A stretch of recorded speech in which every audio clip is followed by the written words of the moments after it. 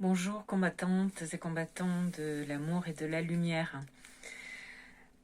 Pour incarner de manière concrète mon aspiration à me relier plus profondément au plan supérieur du soi et de ses cycles de transformation, tout en vous guidant dans une voie d'expansion de conscience et de rayonnement qui s'appuie sur une exploration intérieure, je continue à me former sans relâche, en passant de l'astrologie évolutive et psychothérapeutique professionnelle, au féminin divin, au coaching et marketing digital, etc. Ces choix enthousiasmants, pour moi, viennent conforter un désir profond de continuer à alimenter des valeurs qui m'animent en profondeur et de m'aligner chaque jour plus intensément à une vocation dans une dimension universelle. Je voudrais vous dire quelques mots sur l'astrologie, qui est un art ancestral symbolique et hautement évolué, et néanmoins pourfendu dans notre monde de dualité, et coupé de ses racines divines, considéré comme une tradition ésotérique reléguée au plan de l'hermétisme occulte. Je suis pourtant familière depuis ma jeunesse, poussée vers cette conscience intégrale et révélatrice de lumière et de puissance, dont cet art est porteur. Et j'ai décidé de défier un peu plus la rationalité réductrice d'un monde clivé, pourtant illimité en réalité, et me relier de façon plus lumineuse au cycle du vivant, en laissant descendre et rentrer plus d'informations cosmiques, donc plus de lumière, plus de conscience, et ce dans ma terre intérieure. Ce qui signifie une information, laisser rentrer une information plus réelle, plus alignée, plus percutante, grâce au discernement que la maturité de la patine des années et de l'expérience confère. Et ce au regard d'une posture relationnelle affinée et plus ajustée avec le temps. Parce que je suis prête pour la confronter à un vécu marqué par les tempêtes internes de ces dernières années et la transformer en savoir. Un savoir propre à m'inspirer et me guider dans l'accompagnement des guerrières amoureuses. Par ailleurs, je poursuis en parallèle, grâce à d'autres types de guidance, mon parcours du couple conscient intérieur. Un parcours jalonné par des portails énergétiques successifs, les portes de Vénus, qui sont les conjonctions Lune-Vénus. Et je poursuis ce chemin avec Marie-Madeleine et Vénus souveraine. Vénus est actuellement dans le signe de la Vierge, comme pour mieux nous inviter à incarner et stimuler notre désir endormi et en latence, à l'instar de celui de la Belle au bois dormant.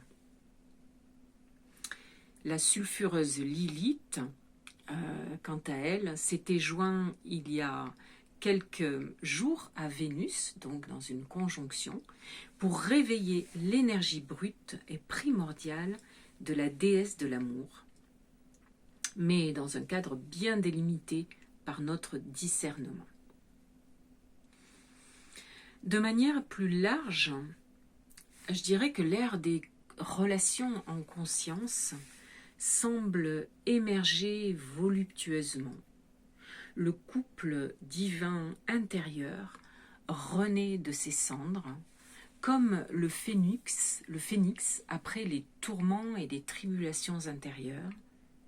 Mais la raison et les responsabilités dans la matière, inhérentes à Vénus qui est aussi en Vierge qui est en Vierge, aussi opposé à Saturne en Poisson, eh bien, nous rappelle que nous sommes en quête de la maîtrise de notre feu sacré pour empuissancer l'énergie vitale qui alimente toute relation.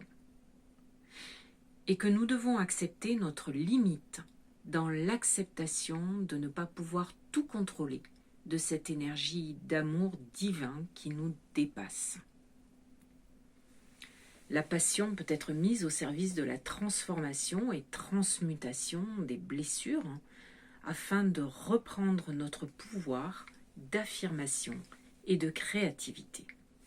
Et là, c'est Mars en Scorpion opposé à Chiron en Bélier qui parle. Pourtant, ne nous laissons pas non plus abuser par nos passions et par nos vœux les plus pieux. L'ombre est proportionnelle à la lumière qui jaillit et qui tente de se manifester dans notre monde. La passion peut être réellement destructrice. Un regain de violence frappe notre monde actuellement, cela ne vous aura pas échappé, à travers des guerres fratricides et des cataclysmes destructeurs, des séismes, des inondations, des génocides, et j'en passe. La puissance obscure de Pluton en Capricorne redevenue directe, qui est associée au nœud nord en Bélier, dont j'ai déjà beaucoup parlé auparavant, nous rappelle notamment que l'espace de la relation reste un lieu fragile, qui se construit pas à pas et qui n'est jamais acquis. La guerre en Israël, israélo-palestinienne, Israël qui est cette terre emblématique et messianique de Myriam de Magdala et du Christ. Cette guerre, ce brasier qui s'est nouveau enflammé ces dernières semaines à un niveau dévastateur, peut-être jamais atteint, témoigne véritablement de cet équilibre précaire. On assiste à une flambée d'énergie sauvage, explosive et infernale qui sévit au cœur de la relation et qui vient mettre à mal les piliers des fondations d'un équilibre donc très précaire. Voilà, pour finir cette petite vidéo, j'aimerais vous poser une question. Appréciez-vous le contenu de ces vidéos, de ces newsletters, notamment les références astrologiques que j'emploie beaucoup pour éclairer les processus de transformation et d'évolution, qui soient individuels et collectifs. N'hésitez pas à me faire part de vos commentaires, cela m'aidera vraiment à mieux vous servir. À très vite, je vous souhaite une belle journée.